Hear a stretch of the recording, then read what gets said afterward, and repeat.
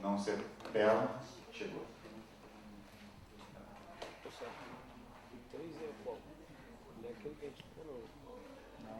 Olá, como vão todos? Bom dia, que bom que estão todos aqui. Só para lembrar que a gente está num momento, né, da vida que a gente tem que economizar, né?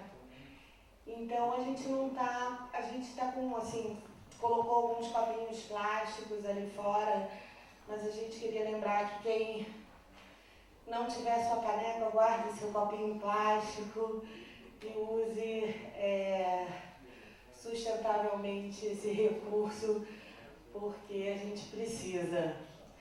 Queria lembrar também que a gente vai oferecer um almoço e que preferencialmente, enfim, como a gente não, né, os nossos recursos foram cortados, acho que muita gente sabe disso, que muita gente estava no... Ai, desculpa, eu vim correndo. No encontro de educação ambiental, então a gente já está realmente sofrendo aí cortes, né? E então o recurso que a gente conseguiu para o almoço, ele chegou ontem à tarde, então a gente tem um recurso certo para quem estava inscrito até ontem à tarde. Então eu vou pedir desculpas se por algum acaso alguém ficar sem almoçar, ou a gente pode fazer a seguinte brincadeira, a gente come um pouco menos, porque aí todos podem comer. Tá?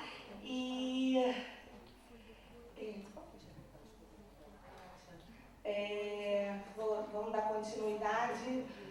Vou só avisar para vocês que a gente previu uma programação noturna bem bacana para esses dias. Um dia a gente deve sair todo mundo junto de Calorama Solidária, mas amanhã a gente vai ter uma atração musical aqui para a gente dançar. O parque vai estar aberto até para pessoas de fora entrarem no parque. Então a gente vai botar uma caixinha ali fora para pagar o músico. Então quem puder ajudar a gente, tá bom? A caixinha também ela é usada para ajudarem as meninas da limpeza, né, a honrar esse trabalho que ajuda a gente, né, a ficar bem no espaço que a gente está, e para comprar bateria para o microfone também. Muito obrigada, bom evento. Então, vamos para a nossa conferência de abertura. Eu tenho o prazer de chamar aqui a professora Kátia Mansur, diretora do Museu de Geodiversidade da UFRJ, que já ofereceu para a gente esse ano um curso aqui, e agora vem fazer a nossa conferência de abertura. Obrigado, Kátia. Bom, eu que agradeço o convite, João, agradeço ao ICMBio. Eu posso passar, sem problema. É um prazer, uma honra, né, estar aqui para falar de rochas, né, falar das pedras. E de como que, com essa nossa conversa sobre as rochas, a gente fala de natureza, né? Fala de cultura, fala de pessoas, obrigada, de pessoas, e o Julião me deu uma tarefa muito difícil, né? Divulgação científica, geodiversidade, bacia hidrográfica, áreas protegidas da sociedade. E ainda me pediu para falar isso em meia hora para ter uma hora, para ter meia hora de pergunta. Tentei fazer, então, bacias hidrográficas e áreas protegidas vão ficar meio transversais aí o tempo todo, mas a ideia é discutir, né, um pouquinho sobre esse nosso tema, que eu acho que é bastante amplo. Eu sou geóloga, sou do Departamento de Geologia da UFRJ e faço minhas palavras do professor Sérgio, lá do Instituto de Biologia, quanto às preocupações e a necessidade desse momento da gente estar junto. E venho aqui trazer do Departamento de Geologia essa preocupação de participar sempre junto com as unidades de conservação, com todas as pessoas que estão preocupadas, de fato, com o desenrolar dessa situação, dessa questão toda ambiental e social, né, que a gente tem pela frente e dentro das universidades também para resolver nos próximos anos. Não? Então, eu dividi a palestra aqui em alguns temas, e o primeiro deles é aquele primeiro que estava lá, divulgação científica, né? Então, assim, o que é, por que a gente faz, como, para quem, um pouco de informações, né? No século XIX e no século XX, o termo era vulgarização científica, no sentido de tornar comum, tornar vulgar. E essa palavra mudou, virou uma coisa meio pejorativa e deixou de ser usado. Mas se a gente procurar os primeiros textos brasileiros, e uma palavra vem do francês, né? E é um dos primeiros trabalhos realizados no Brasil tinha esse título da vulgarização científica. Da mesma maneira que popularização da ciência também teve um momento que ficou em alta, depois meio que caiu, porque tudo que era popular era uma coisa que meio não tinha qualidade. O carro popular, vamos no popular. E popular não tem esse sentido, né? Mas teve um momento de... E aí veio um termo que ficou mais forte nos últimos anos, que é a divulgação científica, que num conceito mais geral seria transmitir uma mensagem, um conteúdo científico por meio de uma decodificação dos termos que são menos usuais para as pessoas, transformar isso numa linguagem mais acessível, tentando alcançar o maior número possível de pessoas. Isso acontece muito bem, por exemplo, na medicina, onde as pessoas vão fazer uma ultrassonografia, uma densitometria óssea, e as pessoas se acostumam com o linguajar científico aí. Mas em várias outras áreas da ciência, esses termos não são apropriados pelas pessoas. E, portanto, a ciência se torna uma caixinha preta, né? Um lugar onde as informações não são colocadas para as pessoas. E por que fazer, né? Eu tive o prazer de ter o professor Candotti, que estudei lá na FRJ, e ele é uma das pessoas que trabalha muito com essa questão de divulgação, e tem uma frase dele que eu acho muito boa, que é: educar e prestar contas do que se estuda e investiga é imperativo e fundamental na sociedade democrática. O conhecimento precisa chegar às pessoas para que a gente tenha de fato a democracia instalada e circulando a informação, a gente consegue levar essa possibilidade, né, de discussão das pessoas. Que tem muito a ver também com a palavra do Comitê de Bacias, da questão da participação das pessoas, né, dentro dos fóruns. Né, e que a circulação das ideias, a livre circulação, o resultado das pesquisas, é essencial para o próprio avanço da ciência. Claro, se a gente quer ter cientista nesse país, a gente precisa fazer com que a ciência chegue às escolas, chegue às pessoas. Só assim essa própria ciência vai circular. E dentro da geologia isso é muito comum. A gente fala, eu fiz geologia, o que você é? Sou geóloga. Bióloga, não geóloga. Não. Então, sei, múmia. Né? Mistura coisa com arqueologia e a coisa vira uma confusão. Por quê? Porque a ciência não está no dia a dia das pessoas mesmo, embora esteja, mas não está nas palavras. Né? Então, e às vezes mesmo dentro dos próprios pesquisadores, há uma certa preocupação com que se aquela conversa, aquele tema, ele possa vir atravessado, que chegue incompleto, ou mesmo equivocado para as pessoas, um certo medo, né? Mas a gente não pode, na minha opinião, deixar que essa preocupação, que esse medo tome conta dos nossos pensamentos. Porque, como diria Stephen Jay Gould, né, o leigo, perspicaz e inteligente não é um mito, ele existe aos milhões. Então a gente tem que acreditar que a nossa palavra ela circule e ela atinja. Né? E justamente num trabalho que trata de vulgarização da ciência, da década de 30, do Miguel Osório de Almeida, ele tem uma frase muito boa, que é importante que as pessoas se mantenham o máximo possível em contato com a ciência. Mesmo que elas não assimilem os conceitos específicos, será fixado uma mentalidade coletiva associada à ciência. Acho que isso é importante, de fato. Né? Bom, no Brasil a gente tem tido muitas iniciativas nas últimas décadas, embora ainda difícil de alcançar amplos setores, mas a gente teve. Infelizmente, nos últimos anos a gente veio assistindo um retrocesso, né? Por exemplo, os editais que a gente tinha todo ano, tanto nas FAPES, na FAPERJ, no CNPq, para divulgação científica, foram cortados, não existem mais. Muito difícil a gente conseguir um edital que a gente possa hoje pedir recursos para um projeto de divulgação científica. Os projetos que a gente vem fazendo atualmente, muitos deles são, no nosso caso lá, a própria universidade, vou mostrar alguns resultados aqui para vocês, são produto do próprio recurso da universidade, que já é pequeno, mesmo assim ainda permitindo. E uma coisa importante também é a questão da formação de profissionais de comunicação e ciência, que tem um curso de especialização ali atualmente de mestrado na Fiocruz, que é para esse tipo de formação, que tem sido muito importante na formação de profissionais de comunicação e ciências. Né? E aí, existem muitos métodos, né? Como fazer divulgação científica, existem muitos métodos, né? E alguns onde o papel do pesquisador é meio que da palestra, de falar, de explicar, que não é aquele que a gente acredita que seja o mais efetivo. E aquele que a gente tem buscado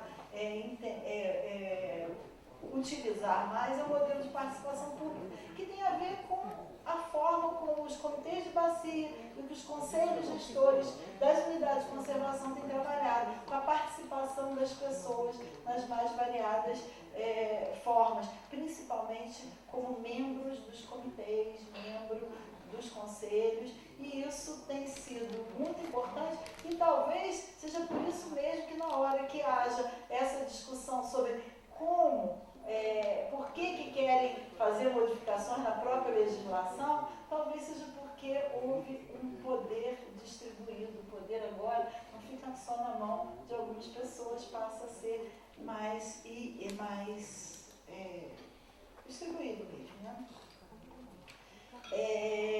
Justamente porque é necessário garantir essa autonomia para esses setores sociais, onde haja uma participação e que da participação pública nesses fóruns. Né?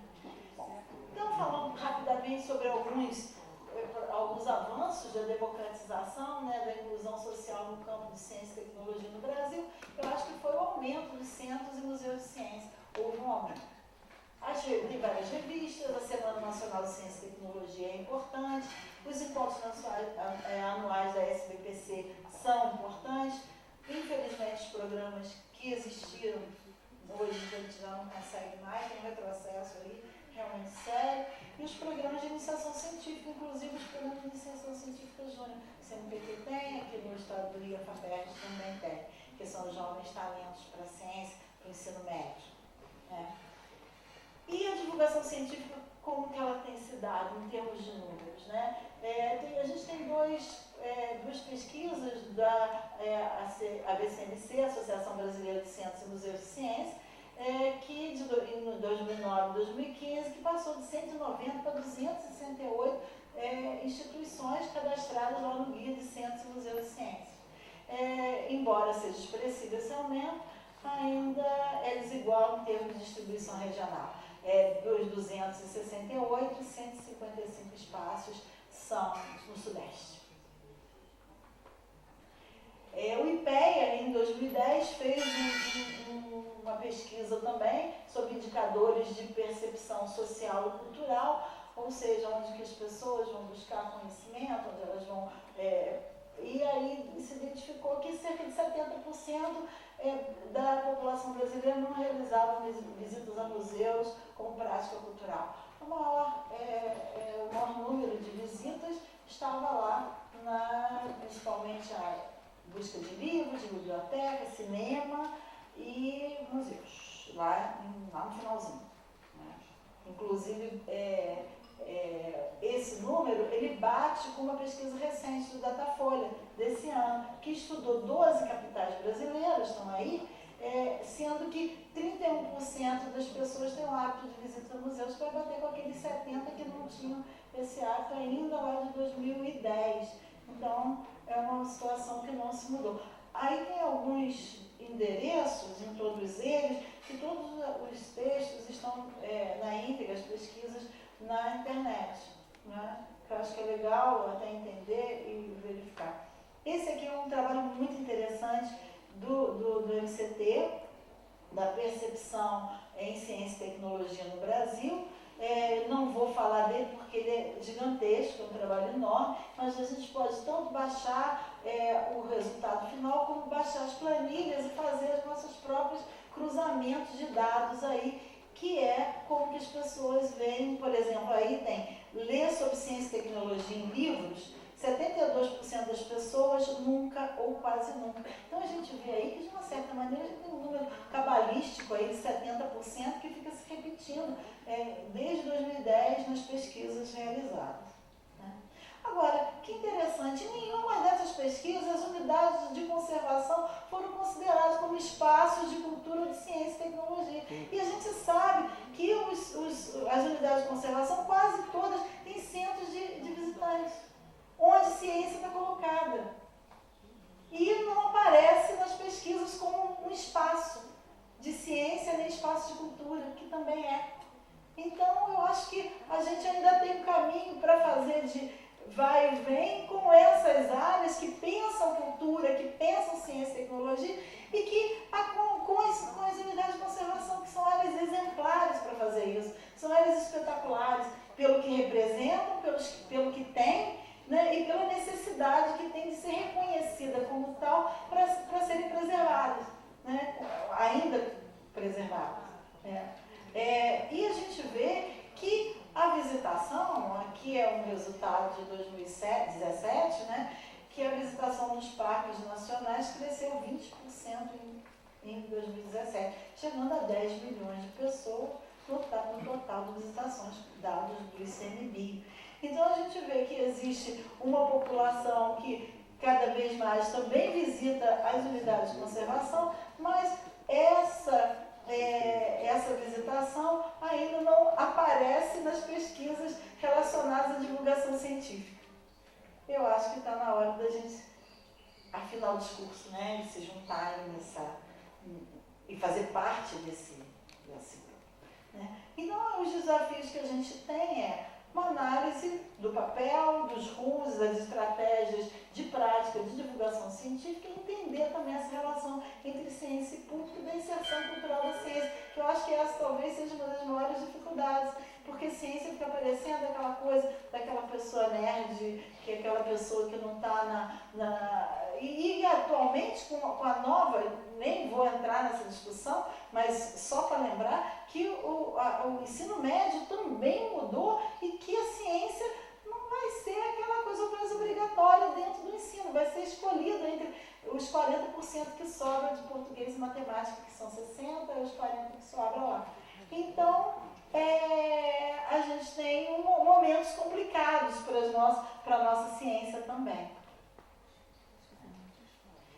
Se para as outras áreas a ciência, divulgar a ciência, tem problemas, a sociedade, a gente encontra problemas. Para a geologia, a gente tem uma coisa um pouco, ainda talvez um pouco mais complexa. Uma primeira delas que a gente está tratando com material inerte, é a biota. A simpatia pela rocha, por aquilo que é não vivo, né, já é mais complicada, né? Mas a gente tem rocha que pode chegar à extinção, que são poucas, porque a Terra recicla os seus produtos através da tectônica de placas, e tem coisa que tem muito pouco. E esse que tem muito pouco, a gente precisa conservar sim, porque são páginas da história da Terra, né? E outra questão muito difícil de discutir é a questão do tempo, que a gente aqui trata de bilhões de anos. E a gente tem, assim, uma pessoa com 100 anos, é uma pessoa que viveu muito. E uma rocha de 10 milhões de anos, para a gente, é uma coisa muito nova. É nada, assim, em termos de tempo geológico, é quase nada. Em termos de tempo, A gente, aqui, por exemplo, no Parnaso, as rochas têm em média 500 milhões de anos. É a média de idade das rochas daqui, algumas mais do que isso, 600 a 700 milhões de anos. Então, a gente tem aí um tempo muito difícil de se incorporar no discurso, no entendimento. Né? Uma coisa que se formou há 500 milhões de anos e que está aqui, por que conservar? Se pedra é dura, por que conservar? Né? Então, na geologia, a questão da divulgação já é difícil e a outra coisa é a conservação dos recursos geológicos também, que vai entrar aí. E aí a gente entra numa outra área que é o reconhecimento disso que a gente está falando aqui, do que são do que é aquele material que a gente pretende conservar. Começando então por geodiversidade, que é um termo que nasce junto com biodiversidade. E os primeiros textos falando de geodiversidade vêm de 93. Em 92, em 93. Em 92 a gente tem a Convenção da Biodiversidade. Então a gente tem aí uma série de tempos que vão batendo. Né? O que é essa geodiversidade? É a variedade de ambiente, fenômeno, rocha, paisagem, mineral, fóssil, solo, e aquilo que constitui a base para a vida na Terra. Né? A gente desenvolve a vida, onde que a vida se desenvolve? Sobre o substrato geológico. Né? Então, a geodiversidade é o equivalente a biótico da biodiversidade. Né? E é nela que muitas vezes a gente até mora. Os minerais, as rochas, os solos, os fósseis, as dobras, as estruturas geológicas, as geleiras com seus processos, as cavernas, algumas grandes, outras maiores, né? As estruturas geológicas de sedimentação, que mostram a sedimentação no passado, as paisagens, a erosão, porque tem um processo de construção de paisagem, tem um processo que é destrutivo também, mas que também contorna e esculpe a paisagem. Né?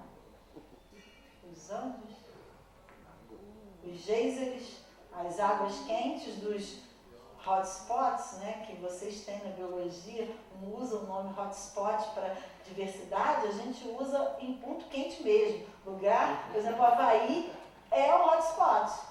É um ponto quente no interior da Terra que faz fundir o interior e projetar para fora na forma de vulcões. Né?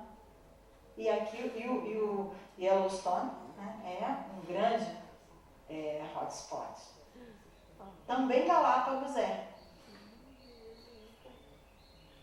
Às vezes relacionado diretamente com as pessoas, né? A água e suas nascentes nas rochas e os materiais que a gente usa no dia a dia na nossa vida, né? Que seja para construção, que seja os metais, que sejam os plásticos, tudo isso é geodiversidade. E até aqueles que não são usados nem tanto assim para o bem, como aqueles que são usados nas guerras e até para escravizar pessoas, como o caso de quem já viu os diamantes de sangue na África. Isso é uma exposição que falava um pouco disso, minerais a preço de sangue, da Politécnica lá da Catalunha. E às vezes imperceptível para os nossos olhos, que são os mosaicos em pedra-sabão que reveste, por exemplo, o Cristo Redentor. Que a gente está vendo aí o olho do Cristo e esses triângulos são triângulos de pedra-sabão, que é um mosaico que reveste todo o Cristo e que protege da ação das intempéries, do intemperismo. E essa rocha sofre esse intemperismo. E ela precisa também ser conservada, porque, infelizmente, esse tom esverdeado de pedra-sabão já não tem mais em Minas. Então, a dificuldade hoje é conseguir repor tecelas, como é o nome que é dado a isso, do revestimento do Cristo, que ele perde por raio, ou por chuva, ou por, principalmente, o principal problema das rochas do Cristo Redentor de revestimento é a colonização biológica. E a gente, aqui falando, vocês certamente falam dos serviços ecossistêmicos, né? da natureza, e a gente também tem uma reflexão sobre isso dentro da geologia, dentro da geodiversidade, né? Que são aqueles serviços que produzem benefícios às pessoas e que sustentam as funções de apreciação, de conhecimento e os próprios produtos. E aí tem gente pensando bastante nisso, e tem um autor que fez uma avaliação sobre esses serviços abióticos que a geodiversidade, o serviço que a geodiversidade presta. E é regulação, suporte, provisão cultural de conhecimento, né, como a gente vê por aí. Por exemplo, de regulação, se a gente pensar que o carbonato que vai formar a concha, que está no mar, que ele é parte desse carbonato, o CO2 vai fazer parte da formação desse carbonato, que é retirado das rochas, o intemperismo passa a ser um processo que vai envolver nas questões relacionadas aos processos até atmosféricos, né? E aí, isso daqui é o ciclo inorgânico do carbono, que a gente está tão acostumado a falar em ciclo do carbono, mas fica pensando na planta, na queima de combustível fóssil, mas a gente tem um processo natural que é o carbonato entrar em zonas de subducção e só sair milhões de anos depois nos vulcões na forma de CO2. E isso faz com que esse CO2 fique guardado no interior da Terra e seja armazenado de uma maneira que ele não vai formar, então, parte desse processo de aquecimento global, das discussões sobre mudança climática. Da mesma maneira, o processo formado pelas dunas, né, que são processos de armazenamento de água e de controle de inundação. Né? Na questão do suporte, a gente vê, então, os solos, não só a questão de substrato ecológico, mas também para enterramento e estocagem. E aqui eu coloquei um exemplo, que é uma nova APA, que acho que talvez seja a mais nova APA do estado do Rio, tem coisa de um mês que ela foi criada, a APA do Mangue de Pedras, em Búzios, que é um ecossistema dependente de água subterrânea. Não tem rio, não tem lodo, é um manguezal que cresce sobre rochas de terremoto, uma brecha tectônica de uma falha, que é a falha do Pai Vitória. É um ecossistema muito especial. E ainda tem aquele mais conhecido, que é o de provisão, comida, bebida, nutrientes, minerais que a gente usa. E aí tem alguns casos que são de conhecimento de todos, mas outros não. Por exemplo, a importância da geologia, no caso aqui é um livro sobre uísque e rochas, porque tem a ver com a água que vai produzir, da mesma maneira que tem para cerveja. Né? Por exemplo, a Guinness da Irlanda, ela é uma água que tem, a água que é usada tem altas taxas de cloreto e baixa concentração de sulfato. É ideal, esses calcários são águas duras, mas propícias para a cerveja preta. E aí vem a discussão dos recursos hídricos também. Né? E da mesma maneira também tem, aqui tem algumas cervejas com nomes específicos, tem a vulcânica, tem essa aqui do terremoto, que é produzida lá na falha de Santo André, na Califórnia, tem essa daqui que foi recente, lançada agora lá no Rio Grande do Sul, numa área onde as rochas têm megatério, que é a preguiça gigante, fóssil. Os vinhos também tem esses estudos. Aqui é o vinho Saurus, que é plantado em lugares onde se encontram ossos fósseis de dinossauro, na Argentina. O sal, né? E a mineração. Isso daí é Carrara, milênios de exploração. E aqui também é uma outra visão de Carrara, né? E os serviços culturais, de qualidade ambiental, de inspiração artística. E aqui mostra que as fraturas e as estruturas geológicas são as vias de escalada, exatamente, perfeitamente vistas na imagem. Como os fósseis podem estar presentes, por exemplo, em selos. Esse é o fóssil da libélula de Parque Araripe. Na literatura também tem as rochas. O Memorial do Convento, Saramago, fala da exploração das rochas carbonáticas de Portugal, que é o calcário de Liós, muito presente nas nossas igrejas, na cidade do centro do Rio de Janeiro. E também de Saramago, a Jangada de Pedra, que é uma história muito interessante, que é a separação, uma espécie de tectônica que Portugal e Espanha fazem do resto da Europa por não concordarem com a política, né? Então a Península Ibérica se separa, né, na cabeça de Saramago, uma história muito interessante. Como é muito interessante também essa cabeça aqui, a cabeça do Ramsés, no Museu Britânico, onde, observem aqui esses fragmentos, é uma rocha, tem dois tipos de rocha aqui, essa mais escura e essa mais rosada. Foi escolhido certamente porque essa rosada, para ficar diferente a cor da cabeça, a gente imagina que sim, né? Eles pelo menos acham que sim, os arqueólogos. E aqui dentro, ó, tem pedaços dessa daqui dentro dessa rosa, mostrando que essa rosa ela é posterior a essa. Igualzinho que tem no escalavrado.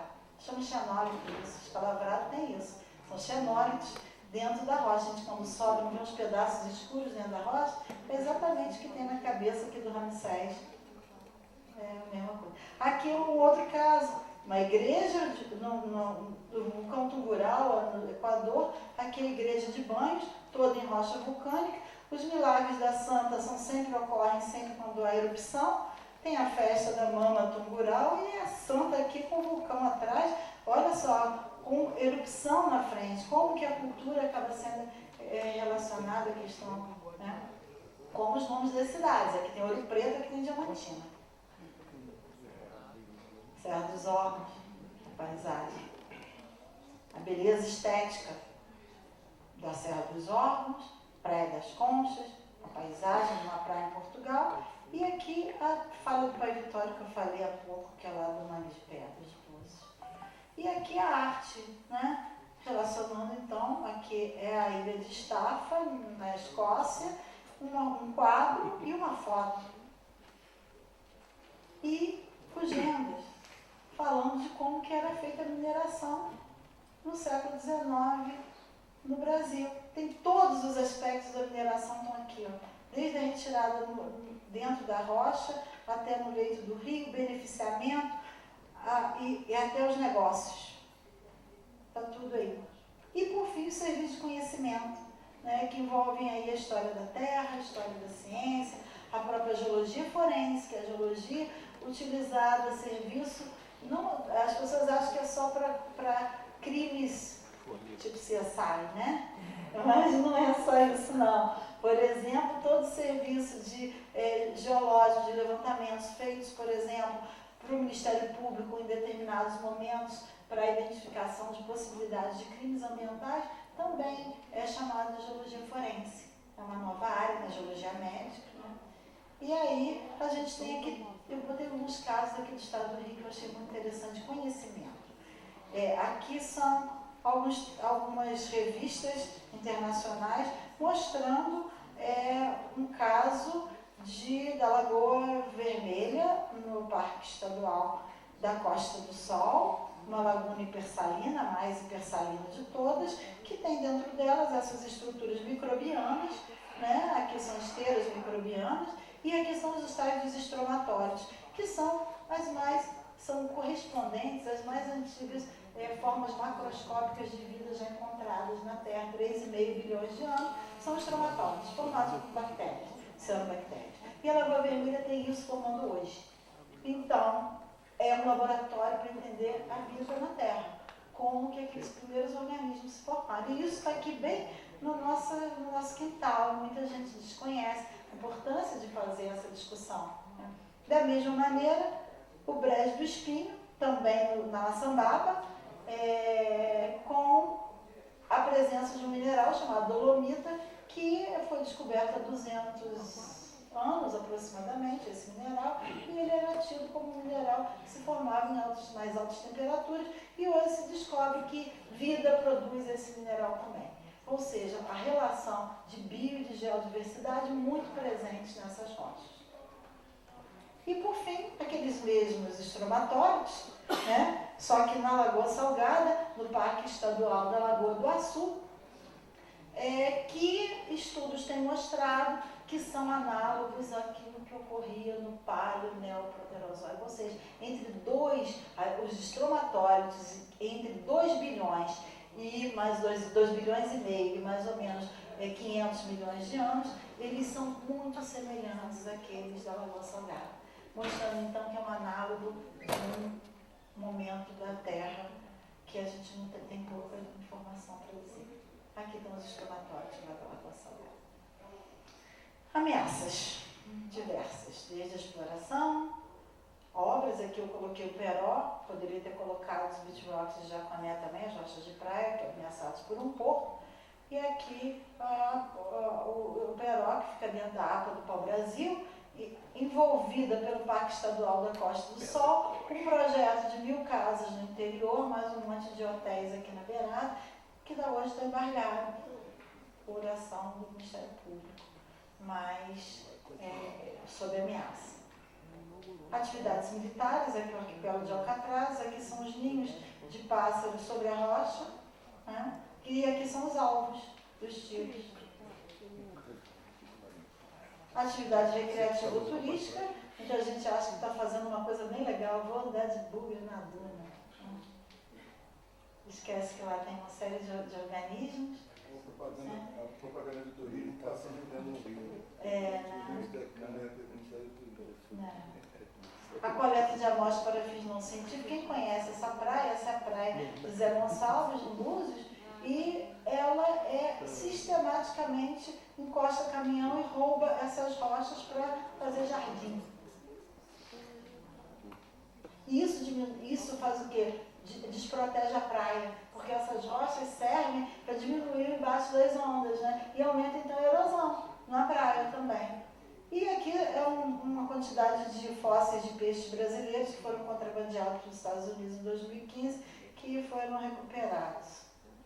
Tem países que permitem vender, né? Mas aqui no Brasil o fóssil é patrimônio. Muitas vezes por desconhecimento das pessoas, isso daqui, ó, pessoas que escrevem seu nome, isso aqui é uma oficina lítica no Morro da Guia, em Cabo Frio, é um sítio arqueológico sobre rocha, né?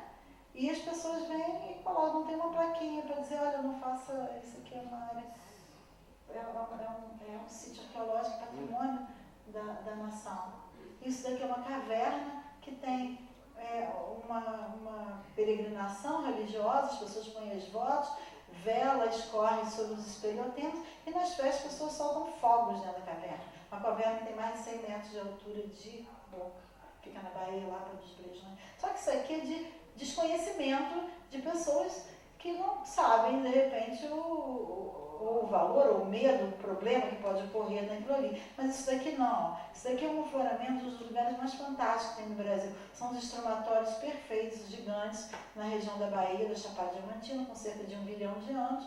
E eles tinham um pesquisador querendo fazer um poço justamente naquele lugar que todo mundo visita, onde todo mundo tira foto da mesma maneira que esse pesquisador, outros pesquisadores furam as rochas, coleta. Isso aqui é uma trilha de pegadas de dinossauro. Isso daqui foi alguém que retirou uma pegada, isso é Souza, na Paraíba. E esse daqui também na Chapada Diamantina é uma estrutura super didática para nós que estudamos geologia. Tem uma das coisas que são difíceis de ver em 3D e esse lugar a gente consegue ver essa estrutura em 3D. E alguém chegou lá e saiu tirando pedaços justamente da estrutura. Às vezes é natural, essa vai cair. Bom, e o que tem de importância nisso, né? O que é esse patrimônio? É aquilo que a gente vai deixar para as nossas gerações, que a gente atribui valor, que esse valor é apropriado pelas pessoas e que esse valor pode ser dado por especialistas que podem ser acadêmicos ou não. Pode ser uma pessoa que diga assim, esse é um patrimônio, um grupo, por exemplo, eu visitei um grupo de quilombolas que eles tinham uma nascente como uma importante área da sua história. Isso é patrimônio para eles. Mesmo que não seja tombado, mesmo que não seja reconhecido pela legislação, que é um patrimônio nacional, estadual ou municipal, ele é um patrimônio para aquela população. Né? Que é justamente quando a gente fala de geodiversidade, patrimônio relacionado à geodiversidade, a gente quer dizer que pode ser patrimônio de vários tipos. Por exemplo, aquele de uma rocha única, ou mesmo esse caso aqui, que é muito interessante como geodiversidade, mas que não é a importância desse paralelepípedo dentro dessa caixa de vidro, embaixo de um veludo vermelho, dentro do Museu do Cabildo de Montevidéu, não é por ser uma rocha rara, e sim porque é uma rocha que foi extraída por presos políticos durante a ditadura no Uruguai. Então foi colocada ali para que as pessoas não se esqueçam daquele momento que o Uruguai passou. É um novo significado, ressignificado.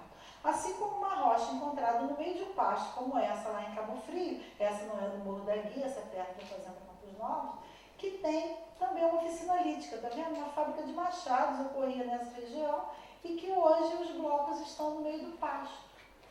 E que se você não sabe o que significa isso, que é um patrimônio, né, acabar sendo removido ou destruído. Então, o patrimônio natural para a gente está ligado a convenções, a legislações e patrimônio geológico é esse conjunto de recursos naturais geológicos que tem valor científico, cultural e educativo e que permitem conhecer, estudar e interpretar a evolução da Terra, os processos que modelaram a Terra, os climas da paisagem no passado e a origem e a evolução da vida. Isso é patrimônio geológico. Isso é patrimônio geológico. É patrimônio, claro, o valor já foi apropriado pelas pessoas. Está no símbolo do brasão do estado do Rio de Janeiro. Quem está lá? O Deus de Deus. Né? Ainda tem um monte de produtos. Aqui eu botei 2, que é água mineral, mas tem um monte de outros. E tem um selo também muito bonito aqui. É patrimônio e singularidades geomorfológicas, paisagísticas, os processos aqui, é um monte, é na beira do mar, no País Baixo, as rochas são todas verticais, então em poucos metros você passa milhões de anos com fósseis e com idades reconhecidas. É uma coisa espetacular para estudar a história da Terra. As disjunções colunares da calçada dos gigantes na Irlanda, mostrando como é o processo natural de formação dessas colunas hexagonais. Nesse lugar, James Hutton descreveu pela primeira vez o que é a discordância angular. Vocês veem que tem uma direção aqui e outra aqui. Ele falou assim, ó, isso aqui para acontecer tem que passar muitos milhões de anos. E com base nisso ele criou a discussão do que é tempo profundo. Tá? Aqui o padrão de tempo, vou passar rápido porque o meu tempo está quase esgotando. Aqui são os lugares representativos da evolução geológica de uma região, são dobras que mostram como que a gente pode estudar como que a área se deformou e lugares que têm processos ativos da dinâmica terrestre. E a geoconservação? É justamente as técnicas e medidas para preservar isso. E a geoconservação a gente tem lá então, ó, na diversidade natural tem a bio e a geodiversidade. A geodiversidade pode estar in situ ou pode estar in situ. E a geoconservação vai tratar de toda essa geodiversidade que tem valores, que pode ser científico ou outros valores também.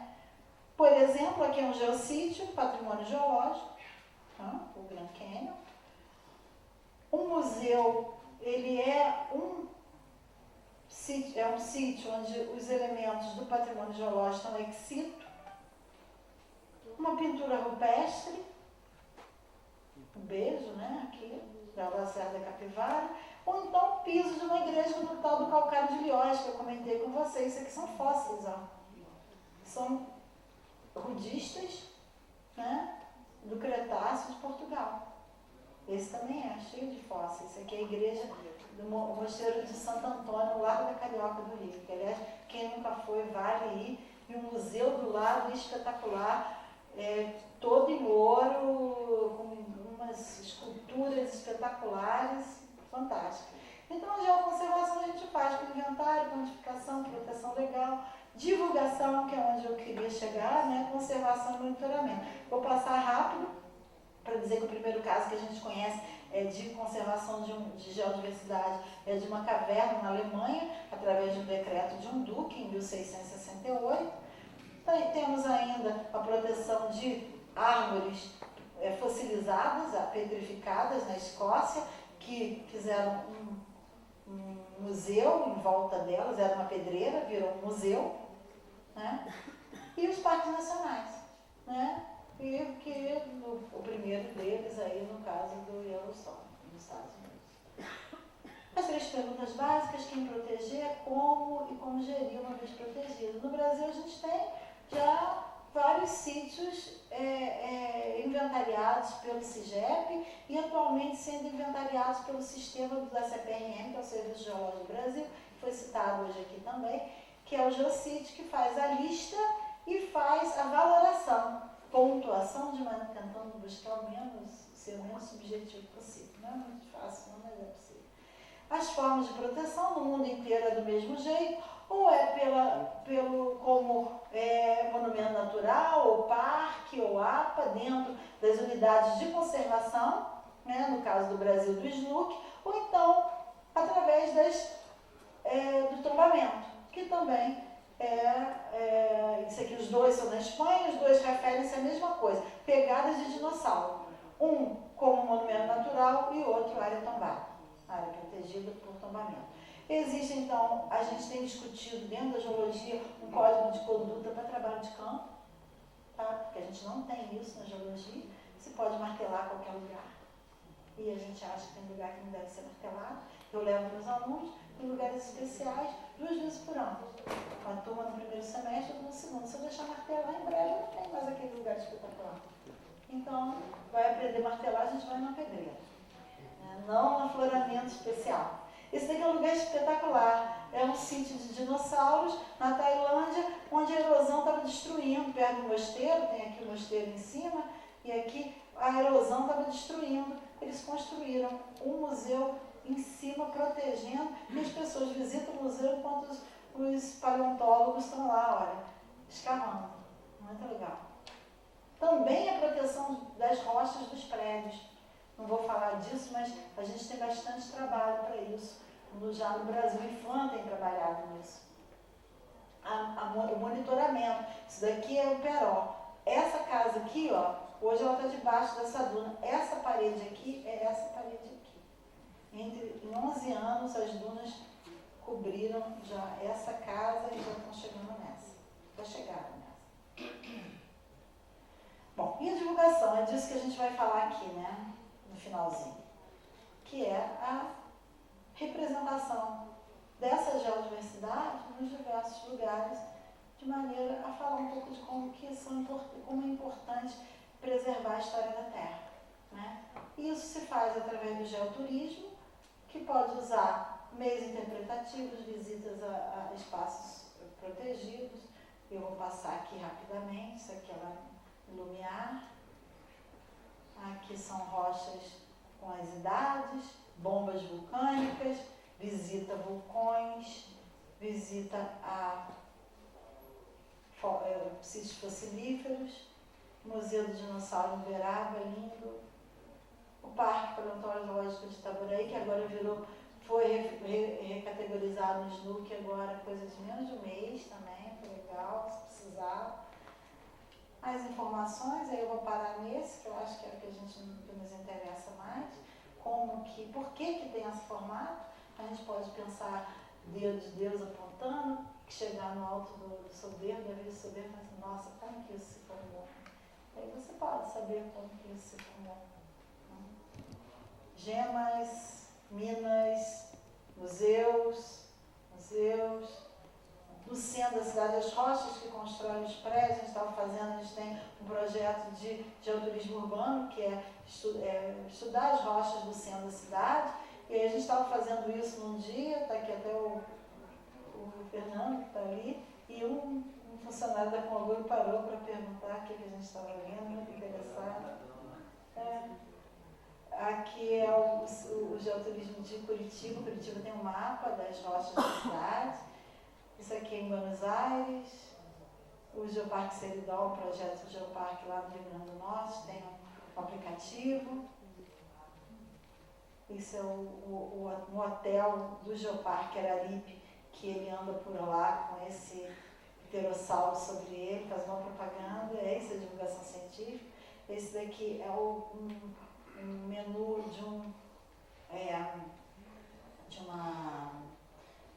restaurante no Geoparque Arouca, em Portugal, o trilobife, arroz com fósseis, bife do Paleozoico, cabrito geológico, os doces também são lá, é tudo geológico, né? Essas aqui são comidas que Darwin comeu aqui, que a gente fez durante a excursão dos caminhos de Darwin. O artesanato em argila da região de Campos do Goytacazes, maravilhoso, feito por mulheres de uma cooperativa. Réplicas de dinossauros, sabonetes, ourives.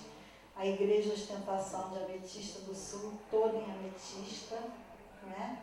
E, por fim, para falar rapidamente, dos geoparques da Unesco, que são essas áreas que não são parques, são áreas geográficas unificadas que têm uma relevância geológica internacional. Tem que ter gente dentro, mas os geossítios têm que ser protegidos, ou que seja comunidade de conservação ou tombados. Então, um geoparque, ele precisa de ter uma simbiose com os parques, ou com as APAs, ou com a comunidade de conservação, com alguma forma de proteção, porque é a Unesco que dá o selo, ela só dá esse selo se tiver essas áreas protegidas. Então, a gente tem, vou passar rápido porque não vai dar tempo, o Geoparque é um programa como é a Reserva da Biosfera e como é o Patrimônio da Humanidade, só que ele é mais novo, enquanto essas duas são da década de 70, os geoparques são do século XXI, tá? Temos 140 geoparques no mundo, só um no Brasil, que é o Araripe, né? E aqui eu vou mostrar algumas imagens do sítio dos geoparques, né? Da Unesco, falando da cooperação, crianças, a culinária, tradição, educação, empoderamento feminino, turismo sustentável. Então, a gente quer dizer o seguinte: geodiversidade é o equivalente a biótico da biodiversidade. Geoconservação é o equivalente a biótico da conservação de espécies, habitats e ecossistemas. Patrimônio geológico é o equivalente a biótico das espécies, habitats e ecossistemas inventariados e protegidos. O geoturismo é o equivalente a biótico do ecoturismo. O geoparque é o equivalente a biótico da reserva da biosfera. Ou seja, nós estamos falando da mesma coisa com outras palavras. E eu acho que a gente tem que falar a mesma língua, né? Eu acho que a gente precisa estar mais junto nessa coisa. A gente tem um projeto de geoparque aqui no estado do Rio, que é a Costões e Lagunas, que pega a região de Cruz de Maricá até São Francisco da Bapuana. Tem várias unidades de conservação aí dentro. Tem o Comitê Lago São João, tem comunidades tradicionais. A gente fez vem trabalhando com sinalização desde a época que eu era do Serviço Geológico do Estado, Projeto Caminho Geológico do DRM, né? Com esse painel que fala da vida, né? Evidências da vida primitiva, as questões, o mapa geoturístico, a gente tem um site que tem esse mapa. O Mangue de Pedra, a gente inaugurou um painel com um curso dado para professores. A inauguração foi no trabalho de campo com esses professores. A gente tem os nossos mascotes: atmosfera, pirosfera, hidrosfera, litosfera, hipólito ou estromatólito, que é um fofo. Esse daqui é um trabalho que a gente vem fazendo com recursos da universidade, do nosso projeto Profaex. São painéis para o turismo étnico e cultural. Esse aqui é o grupo quilombola, a comunidade quilombola da Baía Formosa, em Búzios. Eles têm uma nascente, a gente estudou a nascente junto com os alunos de graduação. Isso aqui é parte da nossa... vocês sabem que hoje a universidade tem que ter 10% do total de tempo da graduação em extensão.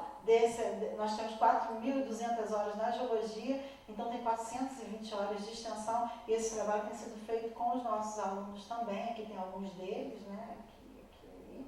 Essa é uma nascente, aqui é um morro de quartzo. Então nós fizemos os painéis, fizemos a devolutivo, a capacitação para uso, porque eles têm um turismo, recebem visitantes lá, então eles levam para conhecer. São painéis que eles são móveis, eles podem levar para os lugares diferentes, né? Esse é o que a gente fez para a RPPN Bom Retiro, que é o patrimônio geológico de um rio, que é o Rio Aldeia Velha, desde a área mais alta da nascente até os meandros na área baixa. A gente conta essa saga do rio, é um rio sítio, né, geológico. Aqui a gente ficou pronto essa semana, é do quilombo Machadinho em Quissamã, que eles usam os materiais da geologia para casa de artes. Então tem todo, esse aqui a gente ainda vai entregar para eles, mas está pronto já também. Aqui são os 2 volumes que a gente já fez para a distribuição das escolas, sobre o primeiro foi Mãe de Pé, a gente fez ano passado, e esse foi ontem para a gráfica sobre a Lagoa Salgada lá em São João da Barra, em Campos. Fizemos essa pequena exposição itinerante, foi usada numa ação contra a diminuição da área do Parque Estadual da Costa do Sol, onde a Lagoa Vermelha ia perder parte de sua área. E aí a gente fez uma atividade, aqui está o professor Cainho, lá da Geologia, apresentando, essa é uma exposição itinerante. Né? E aqui são as pessoas, aqui tem um grupo de surfistas, tem observadores de pássaro, tem um monte de gente que estava junto nessa campanha pela manutenção da área do Parque Estadual da Costa do Sol. E por fim, esse é o último juro, é o grupo do Projeto Caminho Geológico, do DRM, que vinha fazendo a manutenção, colocação e manutenção dos painéis. Esse projeto inaugurado em 2000, ele foi descontinuado pelo DRM por questões de desinteresse em fazer a discussão ambiental dentro do órgão que é o Serviço Geológico do Estado. Totalmente foi abandonado e tem mais de 100 painéis espalhados, inclusive esse que está aqui no alto. E hoje a gente espera que o DRM parece que vai para o meio ambiente, nessa nova configuração do Estado, e a gente espera então que o projeto seja retomado, porque ele é muito importante para fazer essa divulgação científica e que veio fazendo isso já há mais de 10 anos e infelizmente o dia está abandonado. Né? É isso. Obrigada.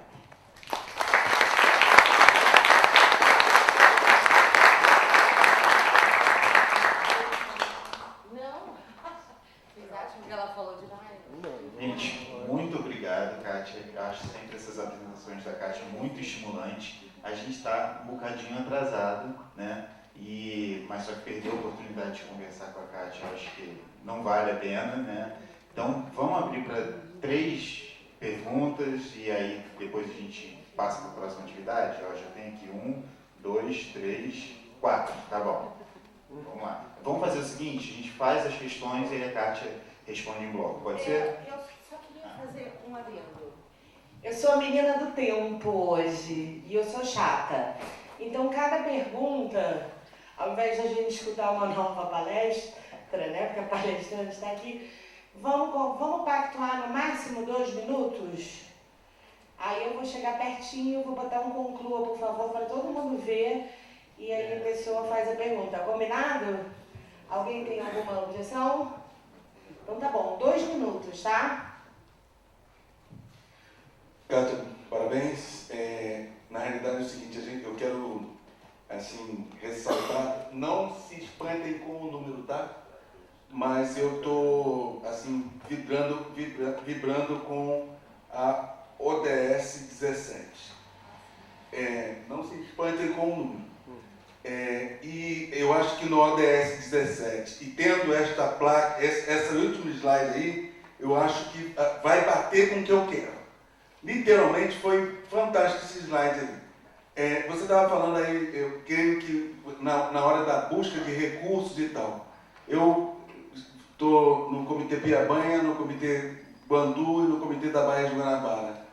E aí eu quero explorar você no sentido de como é que a gente coloca recurso e a nossa marca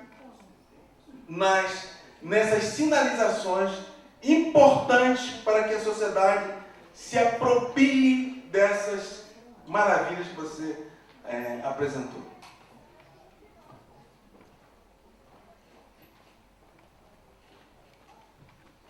Bom dia, obrigado pela palestra.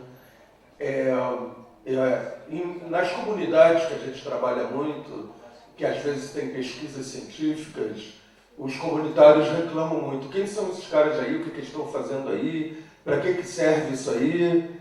Então, você falou meio dessa coisa de divulgação. Será que a gente não vê nos próprios projetos dos laboratórios das universidades, ou até nos editais das instituições de fomento, a obrigatoriedade como meta, como objetivo, esse contato com a comunidade, antes, depois, durante as pesquisas?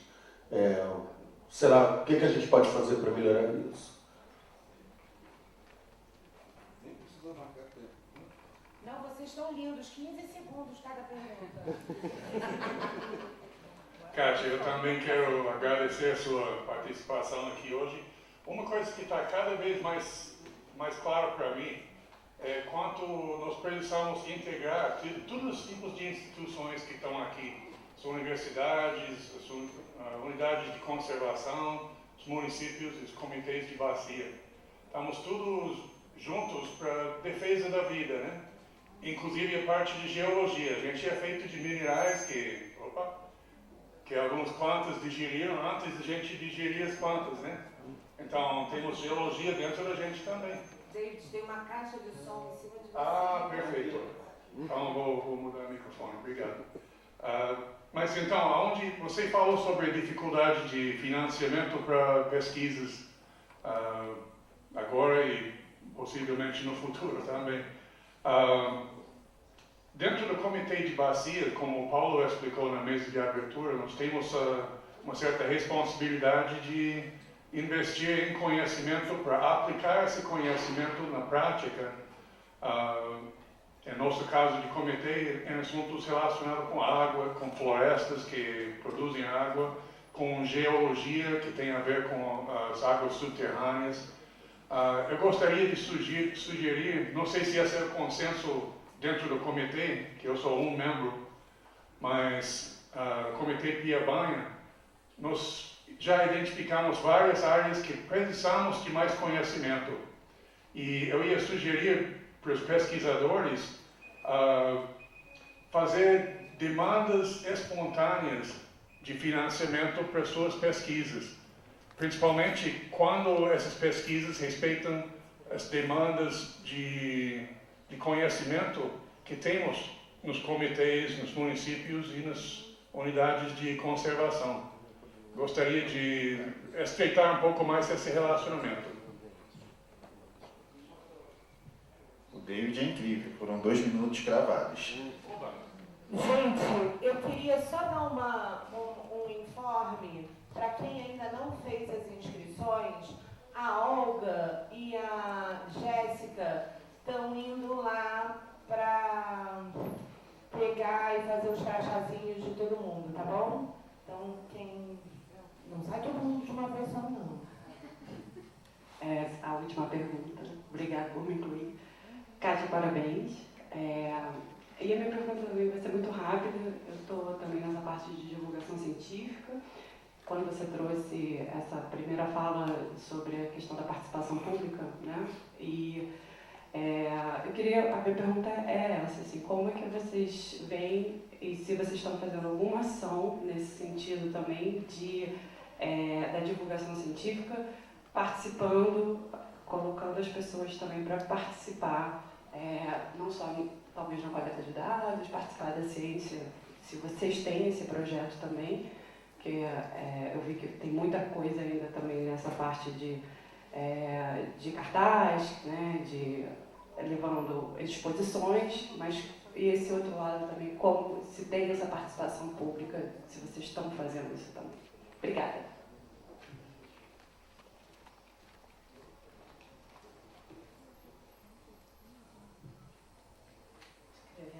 Depois eu esqueço de responder quais são as perguntas. Bom, primeiro, sobre Guandu, a marca e recursos. Teve um mestrado no Museu Nacional, no programa de Patrimônio Geopaleontológico do Museu Nacional, que fez o mapeamento geológico e estudo da geodiversidade do Rio Guandu.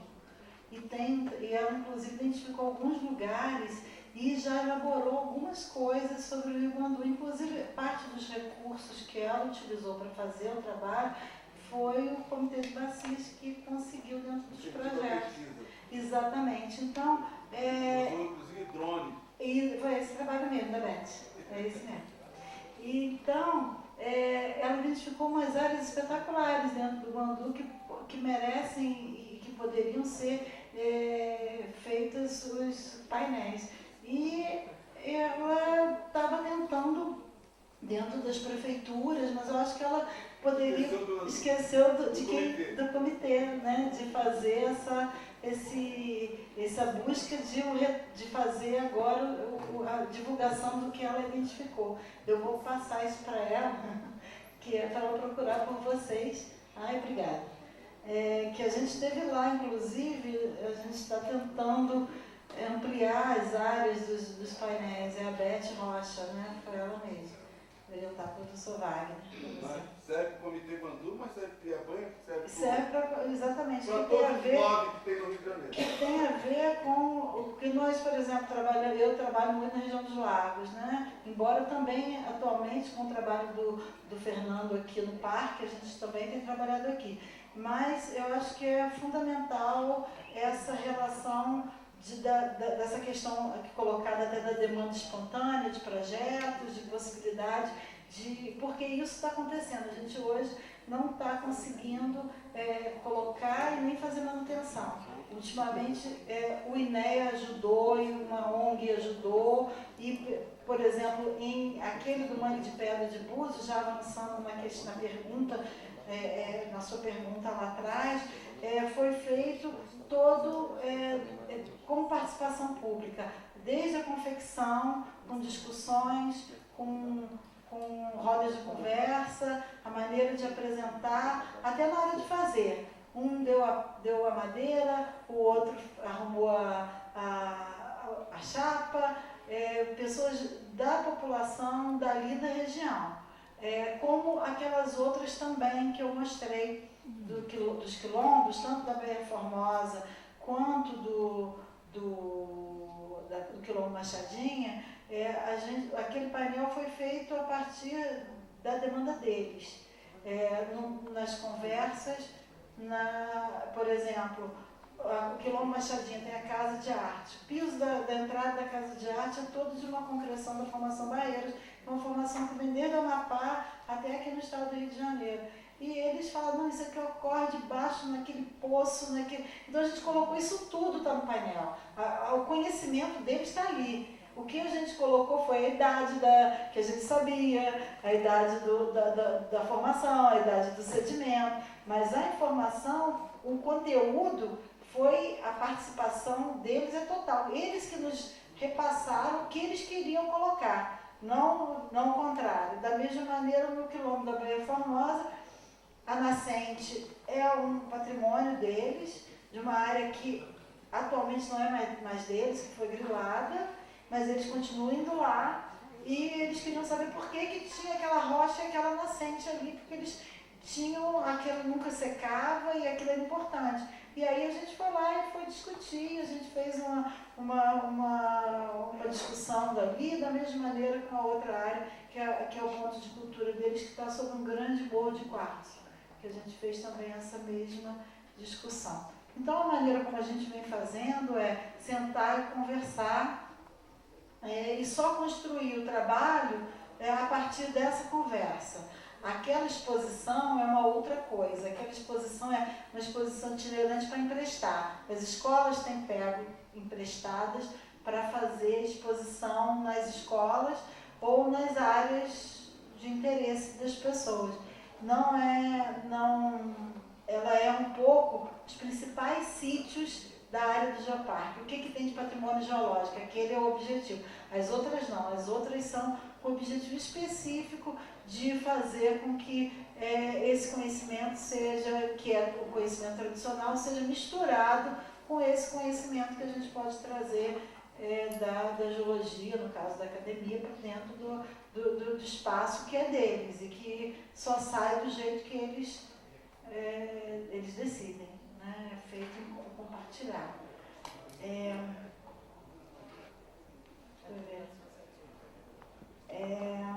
Foi Bandu, a comunidade, né? Como a gente pode melhorar essa relação. A gente tem buscado, eu acho que aí eu não estou falando nem da minha experiência pessoal, não. Eu acho que da minha observação no todo, né, que a gente precisa ainda falta muito de aproximação. A universidade, eu acho que ela tem um papel importantíssimo nesse processo de divulgação científica, mas ainda o grupo que faz isso ainda é muito pequeno perto daquele que poderia fazer. Por exemplo, agora, tem uma coisa que é muito interessante, aí sim da minha experiência, eu posso te contar o seguinte, que nós lá na geologia incluímos já os 10% da extensão. Quando nós fizemos isso, o primeiro semestre tinha 4 professores que receberam alunos. No segundo semestre tinha 9 professores, e agora já tem 15. Nós temos 32 professores. Em 3 semestres, a gente conseguiu aumentar, chegar na metade. Eu acho que em breve a gente vai fazer todo mundo... muita gente critica esse percentual de 10%. É muito. No caso da geologia, até muito, são 420 horas.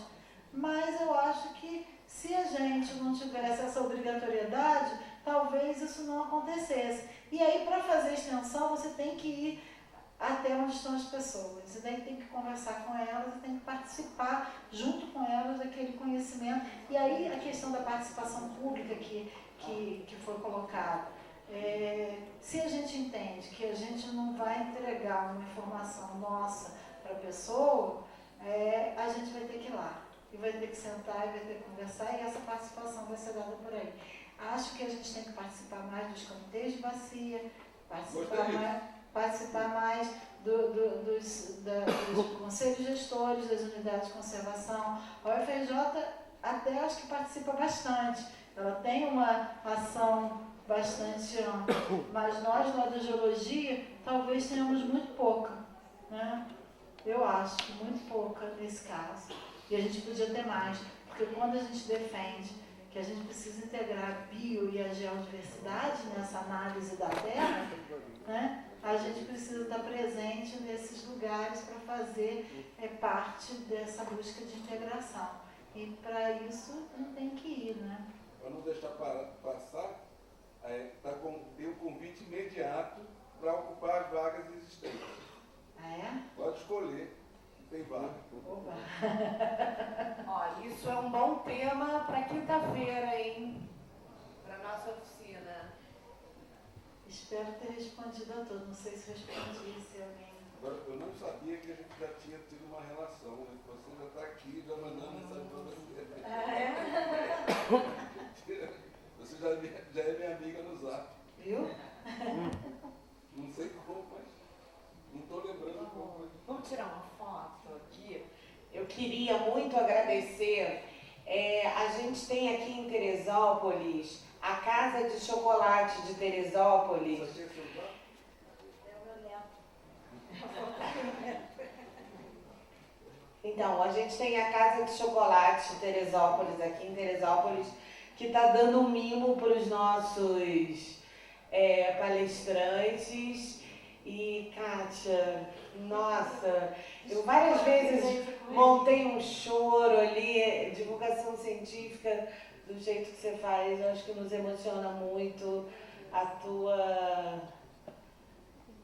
o teu engajamento, parabéns. É uma tentativa, eu acho, né? A gente ainda está aprendendo, que eu acho que a gente ainda tem muito da extensão parecendo a divulgação científica uma coisa que você vai oferecer uma informação. Eu acho que não é bem isso que a gente está falando. A gente está falando de uma outra coisa, que é compartilhamento de informações e construção de uma coisa integrada dos diversos tipos de conhecimento que existem. Né? É isso que eu estou falando. Muito obrigada, viu? Palmas, né? Queria chamar, então, vou tirar aqui, ó. O bom de ser informal, ou de brincar de informalidade, é que a gente pode trocar de palestrante assim, ó.